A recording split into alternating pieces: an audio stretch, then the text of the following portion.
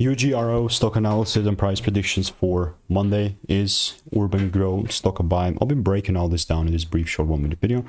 I'm the only guy in the stock trading space that actually has 5 years of experience, all documented with 44,000 video track record. No one else has come even close.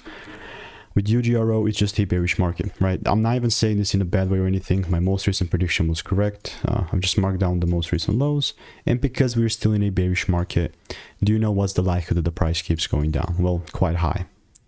And I'll just have this bearish line pointing towards the downside, this red line. Again, I'm not just saying this just because I want to, you know, I'm bearish, it should be bearish too. No, it's just my subjective opinion. There is not like one objective truth. Truth is how you perceive it, right? And how you will use your trading strategy and all that good jazz.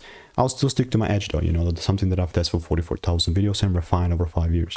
So if you want to stay tuned and get my money making emails and insights for free and learn the sauce and get free stock picks, click the first link in the description. It's free.